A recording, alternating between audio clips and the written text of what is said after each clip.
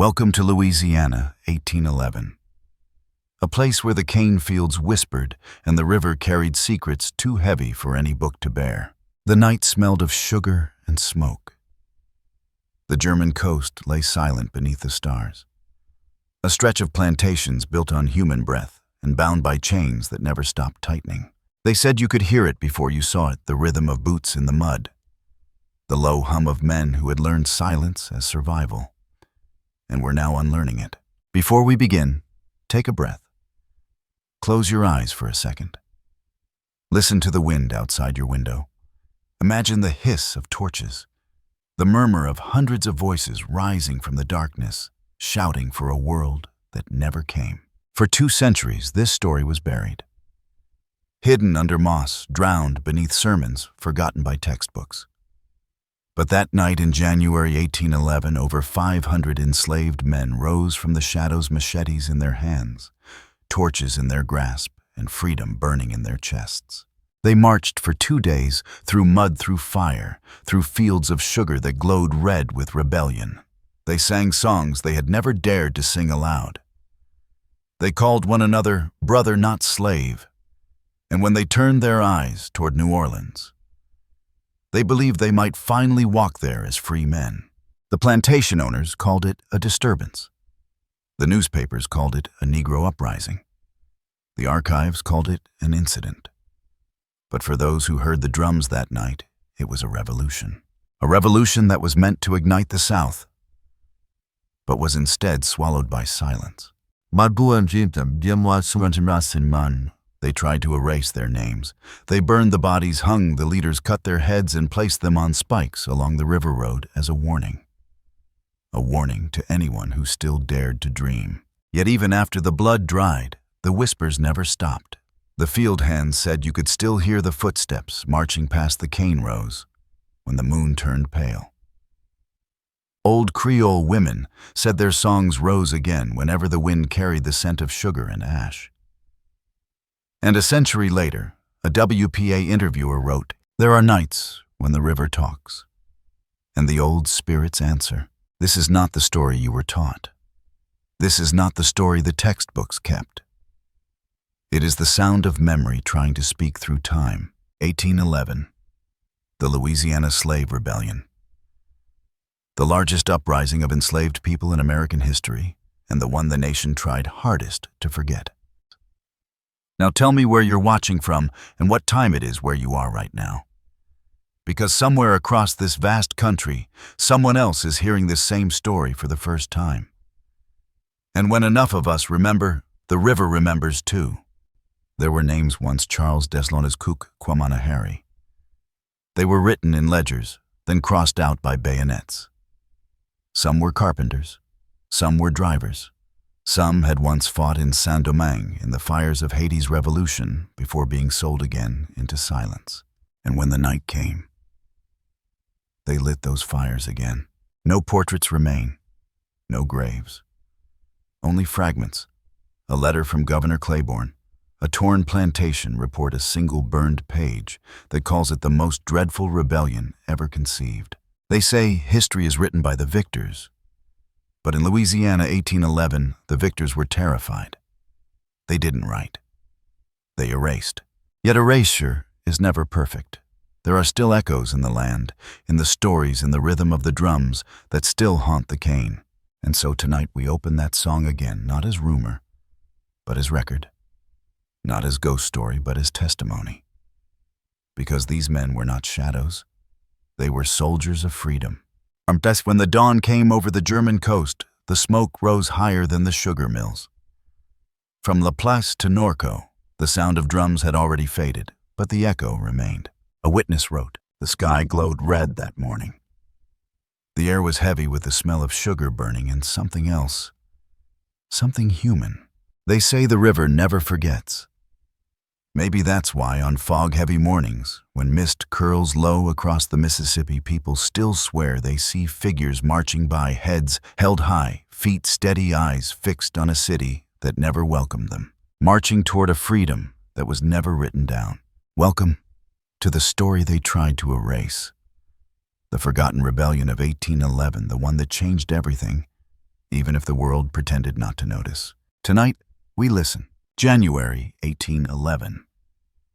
The air along the Mississippi River hung thick with fog and the sweet, almost sickly scent of sugar. The German coast was alive, not with laughter, not with freedom, but with the endless rhythm of blades slicing cane. From dawn to dusk, the fields breathed and bled, every stalk of sugar bound to the sweat of men and women who did not own their bodies or their names. The land looked peaceful from afar.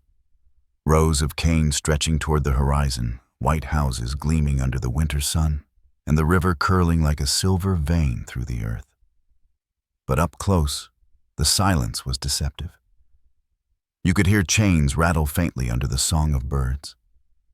You could smell the salt of tears buried in the soil.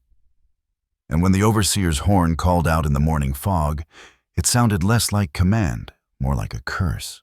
These plantations, Des Landes, Kenner, André Destrehan, were small kingdoms built on cruelty. In their ledgers, human lives were listed beside tools, livestock, and barrels of molasses. The enslaved were numbers first, memories second.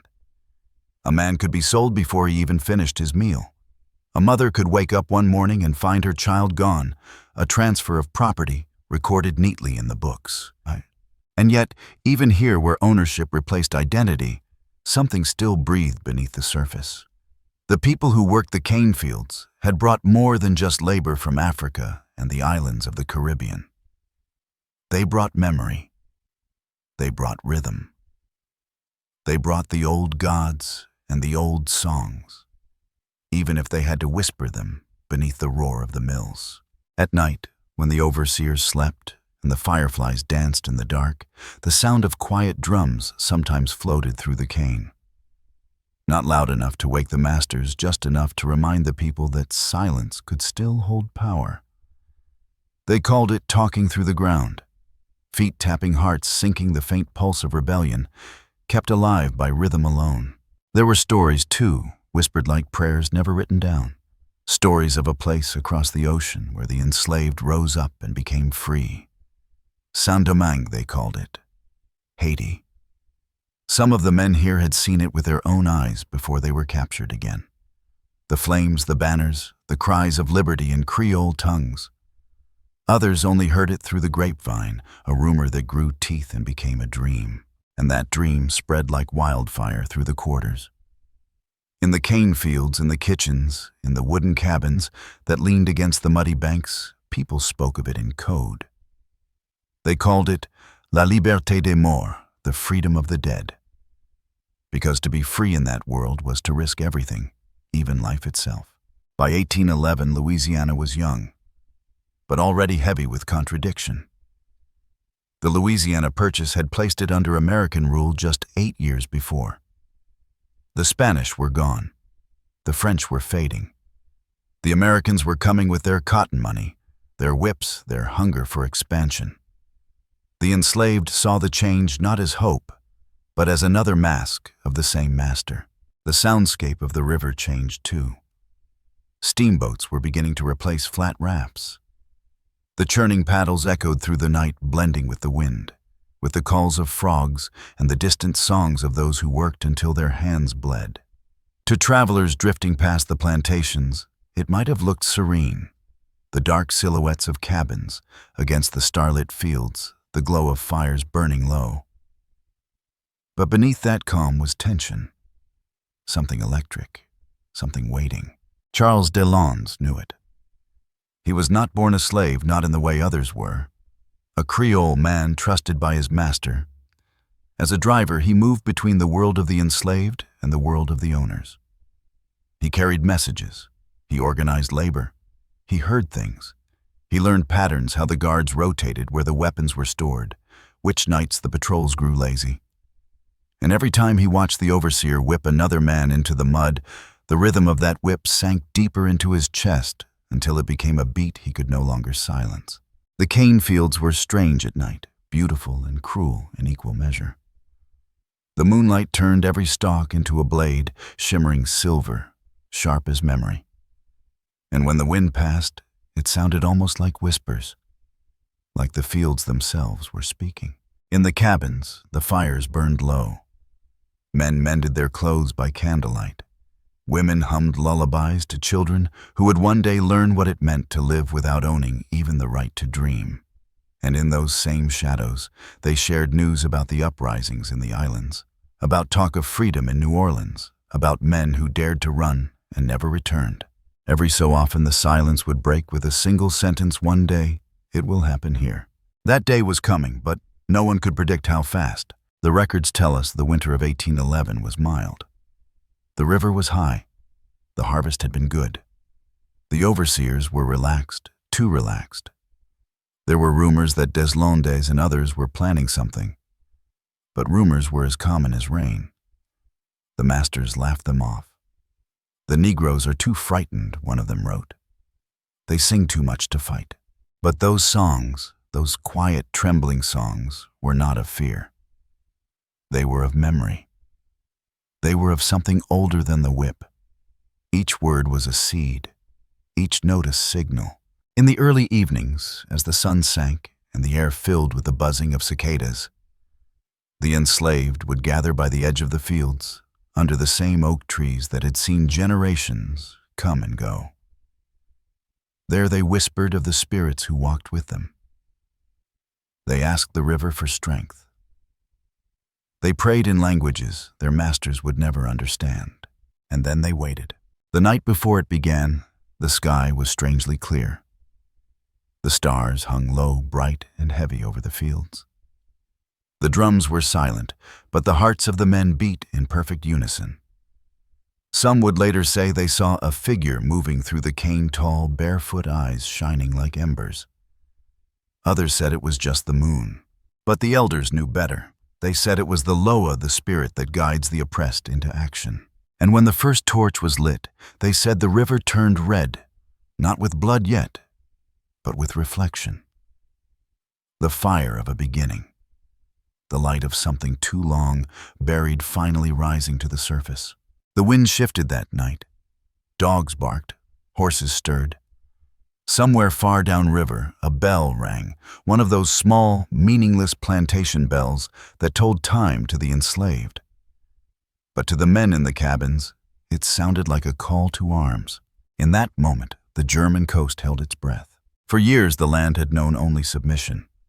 But the soil remembered rebellion, and that memory, that ache, was about to awaken. The sun would rise soon on the last morning before the fire, and no one yet knew that by the next night, hundreds of men would be marching toward New Orleans, singing the word freedom into the wind. The quiet before the storm is always the loudest in memory. And if you stand on that same riverbank today under the same fog, the same sky, you might still hear it. The heartbeat. The whisper. The beginning. It began quietly, as all forbidden things do. A whisper between cabins. A glance exchanged at dusk. A rhythm in the fields that no overseer could quite explain. There are no official records of that moment. No government report noting the hour a people began to remember their own strength. But in the fragments left behind, between the ink and the ash, you can almost hear it. The rebellion was born from routine, from the same rhythm that had chained them for generations. The slaves who worked the German coast rose before dawn. They ate from wooden bowls, their hands raw from cane blades, their backs bent to the whip's memory. They sang to keep time. They sang to survive. And in those songs, one verse changed. Just one. But it was enough. A note too long, a word too sharp. Freedom slipped into melody. A plantation overseer years later recalled hearing an unusual murmur, a low hum in the fields that grew louder each day. He thought it was a hymn. It was not. It was a map. Each plantation had its own rhythm, its own bell. When one stopped ringing, the others noticed. And when one night the bells stopped in unison, that was the signal. Fact, the Andre plantation log dated January 7, 1811 records unrest among the Negroes. Possible theft of horses and arms. Fact, A letter written by Major Milton of the Orleans militia to Governor Claiborne mentions rebellious intent in the district known as the German Coast, led by a mulatto driver named Charles Delande. Fact: 2 days later, that same letter ends abruptly with ink smudged by what looks like rain or blood. The first strike came before midnight. Torches lit cabins emptied. Deslandes led them, his men armed with axes, cane knives, and a few stolen muskets. They stormed the house of their master, Manuel André. The attack was swift, too swift to believe. André's son was killed instantly. The master himself escaped wounded, terrified, running barefoot into the swamp to warn the neighboring planters. That was the beginning. But the plan, the plan was larger than any man fleeing through the reeds could imagine. The rebels intended to march 30 miles to New Orleans, to seize the armory, to free every slave along the way, to raise the city itself. Their army grew with every step, men joining from each plantation, the torches forming a line of fire along the river road. Eyewitnesses later described it as a storm of black shadows moving through the fields. Fact: the local militia was small, disorganized, delayed by disbelief. They thought it was just a riot. Fact: the rebels wore military jackets stolen from their masters' closets, some French, some American, some from the old colonial wars. Fact: their drums echoed the same rhythms heard in Haiti's revolution 20 years earlier. And then, the official record breaks. For 2 nights, the trail of truth disappears into rumor, and rumor bleeds into legend. Old Creole families in St. John Parish still tell the story of the March of the Spirits. They say the rebels didn't just walk. They moved as if carried by something else. A witness told the Louisiana Gazette that their songs did not sound human. The rhythm, haunting heavy, was said to shake the windows of the plantation houses miles away. Some say it wasn't drums at all, but heartbeats. A woman named Cecile, born on the André estate, told her granddaughter, whose words were later recorded in the 1930s by a WPA interviewer, that the night smelled like iron and smoke, and the air shimmered. She said her grandmother saw faces in the firemen, with no eyes, marching with the same steps as those still alive.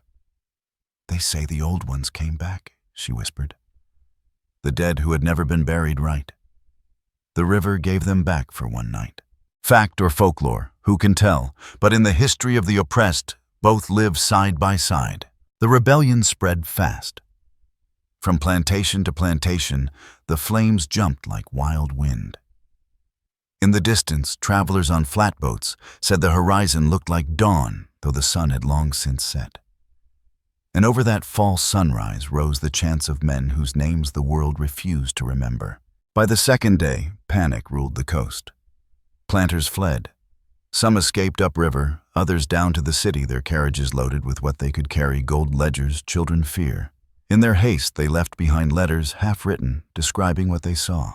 One read, "They came in lines of 20 or 30, singing, some shouting, 'On to Orleans!' The sound was like thunder. I could not tell where it ended, but the militia gathered too. By morning, the planters had rallied white men on horseback, soldiers called from Baton Rouge and St. Charles. They were armed, organized, and furious. Fact: on January 10th, the confrontation took place near Bernard Bernoudy's plantation. The rebels were met by musket fire and cavalry. They fought with axes, with torches, with bare hands. They broke ranks, but refused to run. Fact: the militia reported 44 killed in the field. The rest scattered into the swamps. And that's where history ends, at least the history that was written. The rest belongs to the folklore of the cane country, to the stories that could not be silenced, even by fear. In the decades after the rebellion, people in those parishes spoke of the marchers by moonlight. They said that during the flood season, when the river rose and the fog clung low to the ground, you could see shapes along the levee, men walking shoulder to shoulder. Their faces blurred, their feet never touching earth. Some said they were souls of the rebels, still making their way to New Orleans, still unfinished, still waiting for the promise they died for. Others said it was only mist. But in Louisiana, mist always has memory. Fact, in 1937, a WPA interviewer named John Lomax recorded a field song from St. Charles Parish titled, "We Go and Cross That River Soon." The melody matched no known hymn. The lyrics, though nearly forgotten, contained a line that said, "When the cane burn red, we rise again." No one then remembered the rebellion. No one needed to. The song did. And so history hid itself in rhythm, in folklore, in the land. Every sugarcane stalk cut in Louisiana carries a bit of that memory. Every field still hums faintly at dusk when the wind drags across the water. Charles Deslandes did not die in the first battle. The record shows he was captured days later, tracked through the swamp, betrayed by dogs. What they did to him was never written in full. But one report from the Orleans Gazette describes it plainly. The leader Deslandes was broken upon the wheel and burned, his ashes scattered as warning. His head was placed on a pike along the river road. So were many others. For miles, the highway of trade became a highway of skulls. The message was clear: rebellion dies here. But messages written in fear never last as long as those written in faith. The folklore says the heads never stopped watching, that on nights when the sugar mills burned late, the workers could see the outline of faces in the steam, not angry, not vengeful, just watching. Some claimed that when the river flooded, those skulls rolled into the water, carried down to the city. They never reached alive. They say that's why the Mississippi still murmurs at night. Why sometimes under the bridges you can hear a song that no one remembers teaching. A Creole preacher once wrote in 1850 that our ancestors march in the fog, not to frighten, but to remind. Fact and folklore inseparable. In a land built on erasure, memory learns to disguise itself. And maybe that's why, when the archives fall silent, the stories rise louder than ever. Because even if the paper burned, the people did not. Tonight, 2 centuries later, the river still curls through those same fields. The factories hum, the lights of refineries flicker, and the air still tastes faintly of molasses and smoke. But if you listen closely, past the modern noise, past the hum of engines, you might still hear them.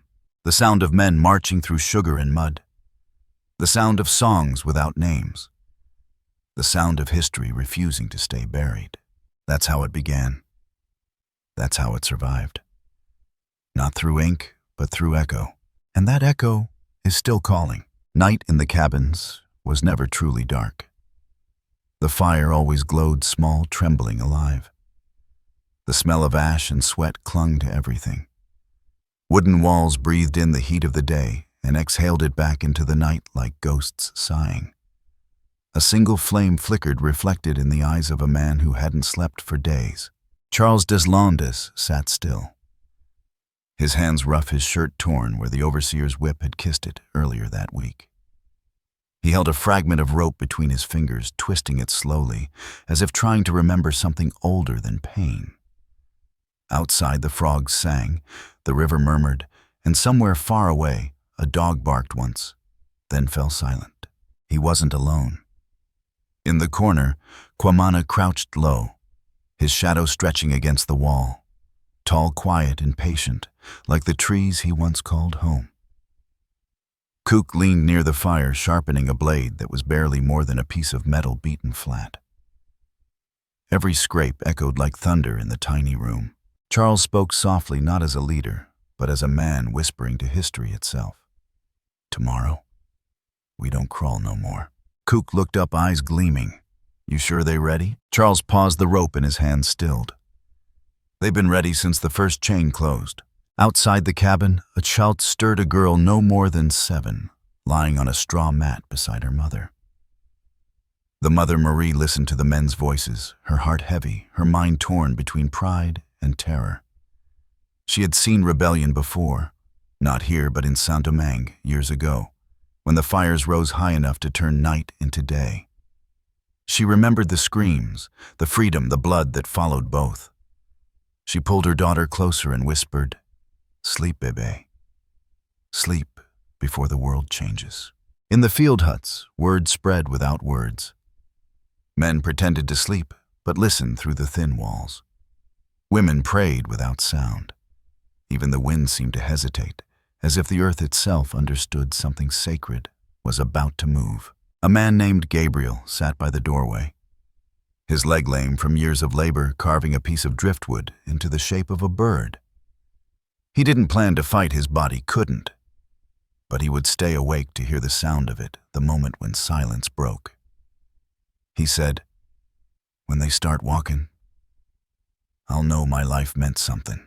Farther upriver, in another cabin, the elders gathered around a small table, if you could call it that, a plank of wood resting on 2 barrels. On it sat a bowl of ashes, a jug of water, and a small carved figure, part African, part Creole, part memory. The oldest among them, a woman named Therese, dipped her finger into the ashes and marked each man's forehead with a cross. She said, "The fire, not yours, it's the old ones. They walk with you. When you see the flame, don't fear it.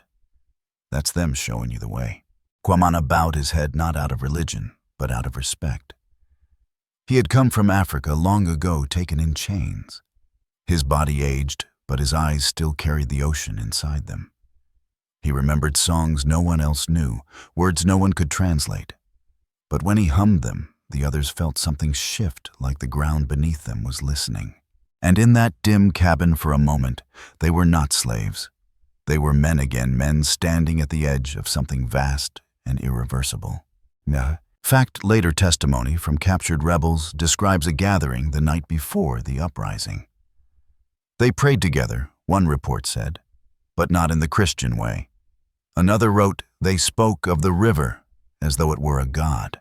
Folklore, the locals called it the night of the river eyes. They said the Mississippi shimmered unnaturally that evening, reflecting fire where there was none. Some claimed they saw faces beneath the surface, watching, waiting. Meanwhile, in the big house, Manuel André nursed his wounded leg, unaware of how close the storm had come. His wife Marie-Jeanne locked the doors, clutching a rosary, whispering prayers that would never reach heaven. The sound of the wind against the shutters made her flinch. She thought it was footsteps. Down below in the quarters, footsteps were moving slow, at first, then sure. Men slipping into the dark, carrying torches wrapped in rags, soaked with oil. The night was still, unnaturally still, except for the river which always spoke. Charles lifted his hand. The torches flared. No drums, no trumpets, no war cry, just breath, a deep collective breath. They moved like shadows through cane rows, across mud, past the sleeping houses. The air filled with the hiss of burning sugar. One by one, the plantations awoke to fire. Marie opened her eyes to see the sky turning orange. Her daughter stirred, whispering, "Mama, it's morning." But it wasn't. It was the end of a world. At dawn, the smoke rolled thick across the river. The white mist of sugar mixed with black soot, and the air turned sweet and bitter all at once. The smell of rebellion is unlike any other heavy human holy. Charles marched at the front, his clothes still stained with mud, his face streaked with ash. Cook walked beside him, holding the torch high. Kwamana followed silent, his hands clasped as if in prayer. Behind them came hundreds men, barefoot, armed with blades, meant for cane, not for war yet, wielded now with the strength of centuries. Fact, one witness wrote, "They marched in lines like soldiers. They sang as if the song itself made them invincible. And what did they sing? No one knows for sure. The words are gone, swallowed by time, but the rhythm remains hidden in the work songs of later generations. It might have gone something like this. We rise in the smoke, we march in the flame. River, carry us, call us by name." Those words never written, never remembered, but somehow still here. By the second day, the group had doubled. New faces joined at every stop, men who had seen their brothers, whipped women who handed out food. Children who watched from doorways with eyes too old for their years. One boy, only 12, ran barefoot to follow them. His name was Isaiah. He carried a wooden stick he called his musket. He shouted, "I'm coming too," until a woman caught him by the arm. He cried not from fear, but from the ache of being left behind. When the line of men disappeared into the horizon, the boy whispered to himself, "One day I'll walk that way too." Back at the cabins, the ones who stayed behind gathered around Therese. She stood by the doorway, staring at the smoke that rose from the horizon. Her eyes glistened. "They going to die," someone said. She shook her head slowly. "Maybe. But death ain't what they think it is." That night, she placed the small carved figure by the window and whispered, "Take them home." Folklore says the figure glowed faintly like a coal refusing to go out. The march continued. Along the river road, the fire spread faster than the news. Some say even the river changed course that day, bending its reflection toward the burning fields. The men moved like a wave, a living current. Charles looked toward the horizon, not to the city, but to something beyond it. A dream, a promise, a word that didn't yet exist in English or French, only in the rhythm of their hearts. When the militia finally came, when gunfire ripped through the air, some fell immediately. Others kept marching, even when their bodies had nothing left. Witnesses said they saw men still walking, still singing. Even after the torches went out, their silhouettes swallowed by smoke. In the weeks that followed, the survivors were hunted. Some hid in swamps, their wounds festering, their songs turned to whispers again. But among the survivors, something endured an ember that refused to die. A man named Joseph, captured near the Destrehan plantation, reportedly said, before his execution, "You can burn the body, but the river keep the soul." They laughed at him then, but he wasn't wrong. Because even now, when the Mississippi fog creeps low, when the wind stirs the cane, the old people say you can hear them again, not crying, not begging, but singing. That's what history forgets, that rebellion is not only war. It's memory. It's a mother holding her child tighter, knowing tomorrow the world may burn, but still humming a lullaby. It's an old man carving a bird because he can't march, but refuses to close his eyes. It's a drumbeat you can't write down. The rebellion wasn't just a battle, it was a heartbeat that outlived its body. And in that heartbeat, they are still alive. The fire dimmed, the smoke cleared, the cane grew back. But the soil remembered. It still does. If you walk those fields today, you'll feel it. The hum under your feet. The echo in the wind. The breath of those who refuse to die quietly. They are still walking, still marching, still waiting to be remembered, and we are still hearing them. History, when written by power, always leaves blanks, but sometimes the blanks speak louder than the ink. After the smoke cleared, the river returned to its slow, deliberate breathing. The plantation smoldered for days, the air thick with ash and guilt. What the planters didn't know was that their silence would echo longer than any victory. Fact, within a week, Governor Claiborne received letters from plantation owners describing unimaginable savagery. They demanded justice, vengeance, purification. The militia, now swollen with volunteers, scoured the swamps and levees. Fact official reports list 70 to 100 men killed. Unofficial whispers said double. Fact executions were public, swift, and brutal. Heads displayed along 40 miles of river road, one every few steps, so no one could forget who ruled. But what they didn't realize was that memory doesn't follow the rules of fear. The folklore begins where the documents end. Old families along the river still tell stories about that road, the highway of heads. They say for months afterward, buzzards refused to land there. That even the dogs trained to hunt escaped slaves howled and would not eat. At night, plantation workers reported hearing faint voices carried by the wind, murmuring Creole prayers, and a strange melody that no one could identify. A traveler from New Orleans wrote in 1812, "The road is haunted by silence. The air smells of sweet rot. The slaves cross themselves when they pass. It was fear, yes, but also reverence." Folklore says that when the heads were finally taken down, the river rose. Heavy rains came without warning, floods swallowed the road, washing away the posts. Locals said the river was claiming its own. It carried them home, one woman told her children. And in that act, history shifted. Because from then on, the river was no longer just geography, it became a witness. Fact, in the archives of the Orleans Gazette, a small note appears on January 13, 1811. The rebellion has been subdued. Order restored. 2 lines. Nothing more. Not one name listed. Not one word about the lives lost, the families shattered, the songs silenced. That's how erasure works, quietly, efficiently. But memory is louder. Decades later, after emancipation, Friedman's Bureau reports from Louisiana mention a curious persistence of tales among colored laborers regarding the Great March. One officer dismissed it as superstition. Another wrote that the Negroes here speak of a time when they were not slaves of an army that rose and vanished. Even then, half a century later, the echo remained. In 1938, a WPA interviewer named Octavius Seabury recorded the words of an old man named Josiah, born on a plantation near La Place. He said, "My granddaddy told me about the men who walk by the river. He say they still got their torches, but the fire turned white now. It don't burn, it light the way."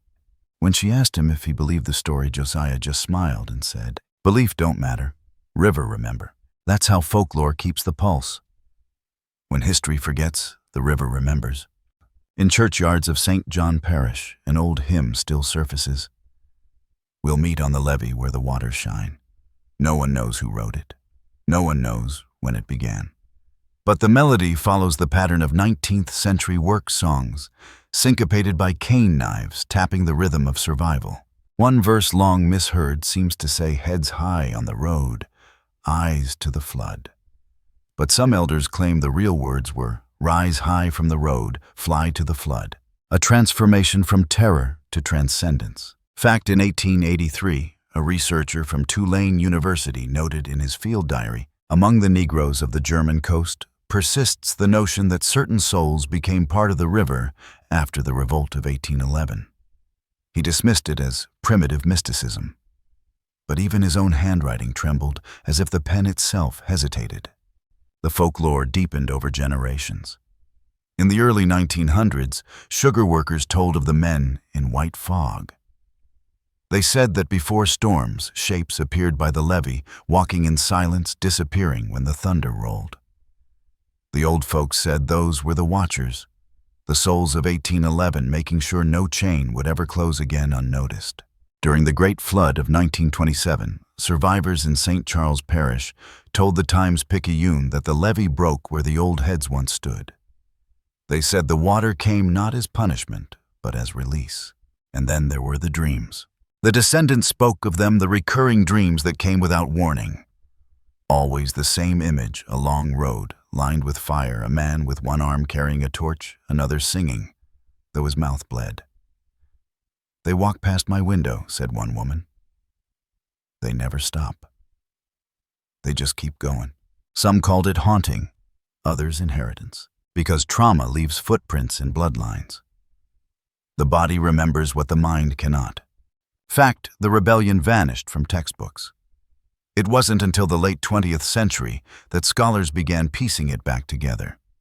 Dr. Albert Thrasher, a historian of Louisiana, found references to disturbances in military correspondence buried in archives mislabeled under property damage. He called it the erasure of courage. Folklore, in those same years, descendants of plantation workers began holding small secret vigils by the river every January.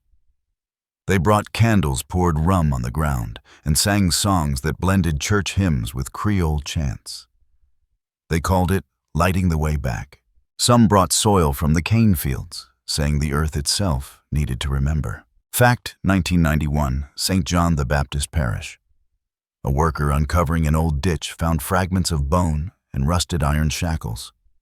The coroner called it residual plantation debris. But the locals knew better.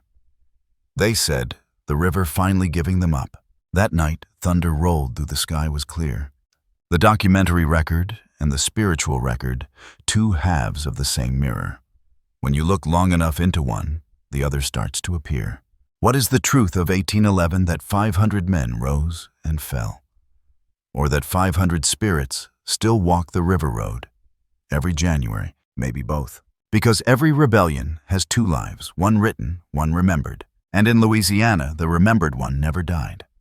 A gospel singer from New Orleans once said, "The devil took the drum from the African, but he couldn't take the rhythm. That rhythm, it's in every second-line parade, every brass band beat that turns mourning into motion. It's in every hymn that begins slow and ends defiant. It's in the way the people of the river still celebrate the dead, not with silence, but with sound." That's not coincidence, that's continuity. The spirituals born after 1811 carried coded memory.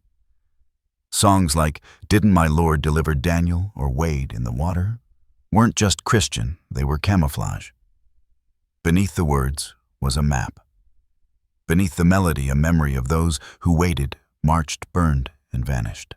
Fact, in one of the earliest transcriptions of "Wade in the Water," the collector notes a strange variant, sung only in Louisiana: "River, move slow, but carry them far." It echoes Josiah's line, "River, remember?" The folklore of the river became faith. Faith became survival, and survival became heritage. When the levees were rebuilt, when sugar replaced cotton, when factories rose over the old plantations, the workers still poured libations into the soil before harvest for the ones who walked before. To outsiders, it looked like superstition. To them, it was history in disguise.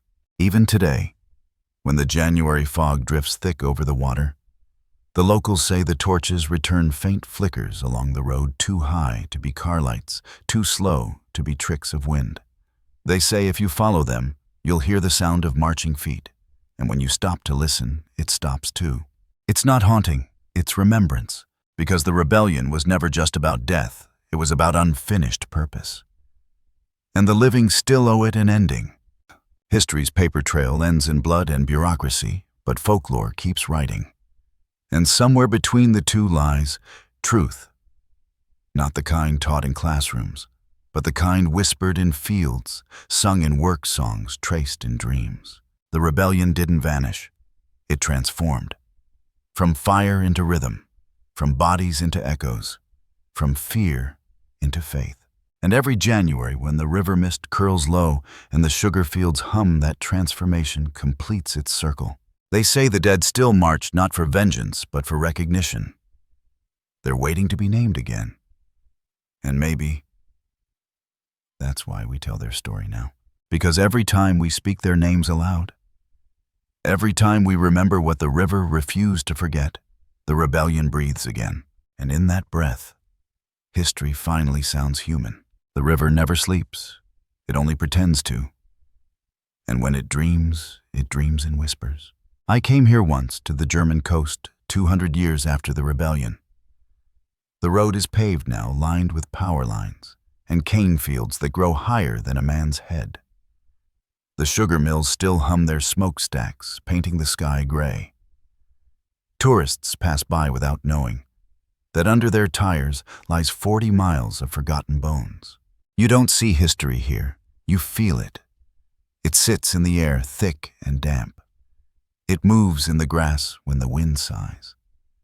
And sometimes, if you stand still long enough, the sound of engines fades, replaced by something older. A rhythm, a breath, a drumbeat that never really stopped. Fact, in 2009, archaeologists conducting soil surveys near Norco found fragments of iron shackles buried beneath 6 feet of silt. They cataloged them, labeled them transport materials. Folklore. The locals say that's where the men were chained together before being marched to execution. They say the iron still hums when it rains. I found an old map once inside the state archives in Baton Rouge. The ink had faded, the river drawn like a trembling hand.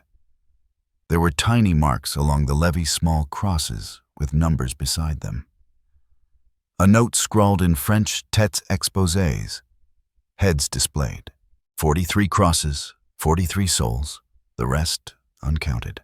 When I touched the paper, the dust rose in thin curls like smoke from an invisible fire. And for a moment, I could almost smell it, sugar ash blood. The archivist watching me said, "You feel that too?" I didn't answer, because what could I say? That history was breathing down my neck. That night, I drove along the same river road where the heads once stood. The moon hung low, swollen and gold. Fog coiled along the ground. Somewhere in the dark, a refinery burned bright orange flames, licking the sky the same color as torches once were. I pulled over, cut the engine, stepped out.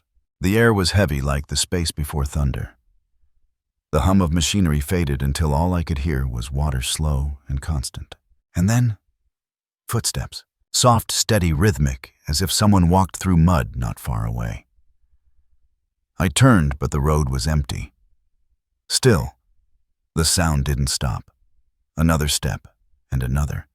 It wasn't echo, it was echo's memory. I whispered, almost without meaning to. "Who's there?" Silence. Then a faint voice somewhere between wind and word.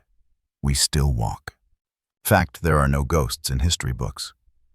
But there are in testimonies. In 1936, a WPA interviewer wrote of an old woman in St. Charles Parish who refused to go near the river after dusk. "They out there," she told him. "The ones they cut down. They still waiting for the city to open its gates." When he asked if she meant heaven, she laughed. "No, baby. Orleans." Maybe she wasn't wrong. Because rebellion doesn't vanish. It just changes form. It moves from body to story, from story to song, from song to silence. And silence isn't empty. It's full of everything no one dares to say aloud. At the historic New Orleans collection, in a glass case, sits a ledger once owned by Colonel Manuel André, the same man whose house the rebels attacked. The handwriting is careful, deliberate. Under losses, he wrote only one word: Negroes. No names, no numbers, just Negroes. But on the next page, written faintly in the margin, a note barely legible, possibly by another hand. They came with fire in their hands and God in their eyes. It's the only sentence in the entire ledger that feels human. Who wrote it, no one knows. Maybe a servant, maybe a witness, maybe the conscience of the land itself. Years later, when descendants of the enslaved began tracing their roots, they found nothing. No graves, no documents, only whispers. So they made their own records in prayer, in song, in ritual. Every January, as the fog descends, they walk the same road their ancestors marched, the river road from Laplace to Kenner. They wear white, they carry torches. They sing old Creole hymns whose meanings no one fully remembers. It's called the Slave Rebellion Reenactment. But it's not a performance. It's resurrection. When the line begins to move, it looks like a dream replayed by the land bodies glowing against the mist torches, reflecting in the dark water. Drums beating the same pulse as 1811. People on the roadside watch quietly. Some crying, some unsure why. Children clutch their parents' hands, asking who these people were. And when the march reaches the river bend, the leader raises his torch high and shouts, "On to New Orleans." The crowd answers voices, trembling, echoing across the fields. On to freedom. For a moment, time folds. 2 centuries collapse into one. And the Mississippi, that long, patient witness, begins to shine again. Folklore says the souls of the 1811 rebels only rest when their story is spoken aloud. That every time someone walks that road in their honor, the ghosts step aside, not gone, just satisfied. A woman at one of those marches said I felt hands on my shoulders. Not heavy guiding. Another said the air tasted like smoke and honey. Fact, those who've studied the region's soundscape note strange frequencies recorded during those events. Low rumbles between 19 and 30 Hz, inaudible, but felt in the chest. Scientists call it infrasound. Locals call it the river answering. Sometimes in documentaries like this, we ask what really happened, who, what, when, how. But maybe the better question is why it still happens. Why these stories refuse to stay buried. Why every time we look away, the river rises again. Maybe because some truths don't want closure, they want witness. In the St. John the Baptist Parish Courthouse, there's a single surviving document from 1811, a military order signed by Major Milton. Proceed without mercy. End this spectacle. The ink has bled through the paper, forming what looks almost like a shadow of a hand. It's ugly. It's desperate. It's afraid. And yet next to it, taped by a museum curator decades later, is a note handwritten in pencil. They did not end it. We are the spectacle now, the living remembering the dead. That is the deep bridge. The moment when history stops being past tense. Because the rebellion never ended in the cane fields. It continues in the telling, in the voice you hear right now, in the rhythm of this sentence, in the pause right here where we breathe together. The climax isn't fire or blood, it's recognition. It's standing on that road, feeling the ground hum beneath your feet, knowing it's not engines, not thunder, but footsteps. It's reading a letter written 200 years ago and realizing the handwriting looks like your own. It's a descendant lighting a candle and whispering a name she was never taught, but somehow always knew. It's the sound of truth crawling out from under centuries of silence, gasping for air, and saying, "Remember me." That's the moment the story stops being theirs and becomes ours. The night before the reenactment, one of the organizers said, "We don't march to reenact violence. We march to finish a sentence history never did." That sentence still echoes. It begins with, "We rise," and it never ends. So when you stand by the river and hear the low hum, don't ask if it's real. Ask what it remembers. Ask who it carries. Ask whose song it hums beneath the engines, beneath the noise, beneath the years. Because maybe, just maybe, that's not the river dreaming. That's the rebellion still breathing. And if you listen long enough, you might realize you're breathing in rhythm with it. They are still marching, not for vengeance, not for war, but for witness. And tonight we are walking with them. The sun always rises over the river, even when the land refuses to forget. Morning light spills across the cane fields, golden and soft, the same way it did 200 years ago. The refineries hum. The levees stand taller. The road is smooth now. No more blood, no more mud. Yet somehow, the air still carries that same heaviness, as if the ground itself remembers what it once held. Time moves forward, but memory walks in circles. For most of the 19th century, the rebellion of 1811 disappeared from America's mind. No textbooks, no monuments, no graves with names. The nation moved on, pretending nothing had happened. But silence never means peace. It just means the story is still waiting. Fact, in 1863, when Lincoln's Emancipation Proclamation reached Louisiana, freed men and women gathered along the same riverbanks where the heads once stood. They sang spirituals, clapped their hands, and said, "The old fire done burned again." No one wrote that down, but it was the first celebration of freedom on the German coast. Folklore, the elders said that that night the river shone red under the moon, though no torch was lit. Some swore they saw the reflection of men marching, not backward, not forward, just home. And in that strange symmetry, the story of 1811 found its quiet resurrection. Through the 20th century, America built monuments to generals and governors, but not to the enslaved who dared to fight. Their rebellion lived only in the margins, in whispers, in church songs, in the way people paused when they passed certain bends of the river. Children grew up playing in fields that had once burned unaware, that beneath their feet lay the ashes of courage. Teachers taught of battles far away, Bunker Hill, Gettysburg, Yorktown, but never this one. Never the one that began with men who owned nothing but hope. And yet hope has a way of seeding itself into the soil. By the 1970s, historians began to listen again. Letters resurfaced. Parish records were decoded. Names began to reappear. Charles Deslandes, Cook Kwamana Harry, and the countless others marked only as unknown. Each discovery was like digging up light. A professor once wrote, "We found no bones, but we found their language. Because rebellion, once it begins, never truly ends. It just waits for someone brave enough to hear it again." Today, the German coast looks different. The plantations are museums, now manicured lawns, painted fences, gift shops. Tour buses pull up where blood once fell. Visitors walk through the halls, their footsteps echoing on wooden floors, polished too clean.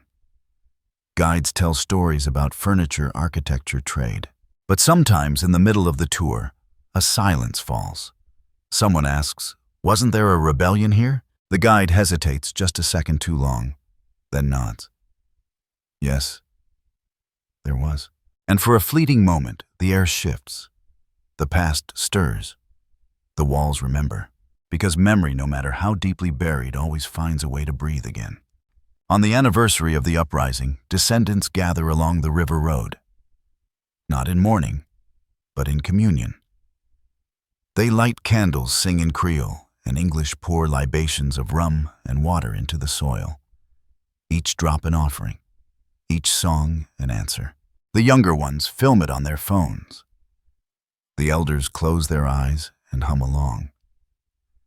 The rhythm is slow at first, then stronger, louder, until the wind carries it toward the water. Someone always says the same thing. They hear us. Folklore says if you sing near the river at dusk, you might feel a hand brush against your arm, gentle, firm, like a reminder. And maybe it's just wind. Or maybe it's history reaching back, making sure we don't forget the cost of remembering. Fact, in 2018, a memorial sculpture was unveiled near the site of the rebellion. 43 steel rods rise from the ground, each one representing a life taken. No faces, no names, just shadows of men reaching upward. At sunset, the rods catch the light and burn gold the same color as torches once were. Visitors stand in silence. Some cry, some don't know why. A small plaque at the base reads, "They walked. We remember." That's all it says. That's all it needs to say, because the rebellion doesn't need marble to exist. It lives in the way people still stand taller when they hear those words. It lives in the way a new generation says their names out loud and refuses to let them vanish again. Every story like this carries a question. Why does it matter now? Because history repeats what it forgets. Because every time we erase the courage of the oppressed, we risk erasing our own humanity. Because their march wasn't just about chains, it was about dignity. About the idea that even in bondage, a man could still choose to stand, even if only once. And that choice, that single impossible act, became the echo that shaped centuries. It echoed in the voices of the men of the Civil War's United States colored troops who said we fight for the freedom they dreamed. It echoed in the songs of the Harlem Renaissance, in the marches of Selma, in the chants of every crowd demanding justice. It echoes now in protests and prayers and poems. The 1811 rebellion never ended. It just changed names. A pastor in New Orleans once said, "They didn't die in vain. They became part of the current." And the current is what moves us still. He wasn't speaking metaphor. He was speaking geography, the river itself. Because when you live along the Mississippi, you learn that water always finds a way through. So does truth.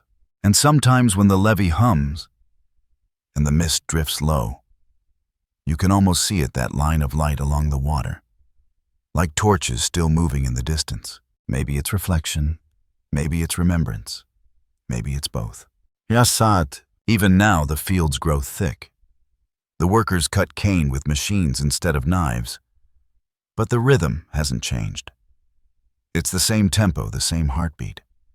The sound of metal slicing stalks still echoes like the old songs, syncopated, relentless, alive. A man once said while harvesting, "We don't sing no more, the machine's too loud." Then he smiled and added, "But they still hum for us." That hum, that low vibration in the air, that's the past, reminding the present that it's never really separate. And when the sun sets, when the factories dim, when only the river keeps shining, you can almost feel them gather again, the forgotten warriors of Louisiana. Not as ghosts, not as myths, but as men whose footsteps became music. Their rebellion is not a tragedy. It's a rhythm that carried forward. It's a language that outlived its speakers. It's a torch still burning past from generation to generation. And now, it's in your hands. So before we close this story, take a breath. Look outside wherever you are. Find a moment of silence and listen. If you're near water, listen closer. If you're in a city, find the hum between the traffic. That sound, that quiet vibration, is the same rhythm that began in 1811. It's still here. It's still marching. It's still waiting for you to answer. And maybe that's the real rebellion. Not the fire, not the blood, but the act of remembering fully, fiercely, without apology. Because remembrance is resistance. You've just heard a record from history that never truly ended. If their march still echoes in your chest, don't let it fade. Share their names, tell their story. Keep the river speaking. And when you hear the hum again, don't be afraid. That's not haunting. That's home. This is not the end. It's the sound of history still walking. Subscribe for more hidden chapters of freedom. And wherever you are tonight, listen close, because somewhere along the Mississippi they are still marching.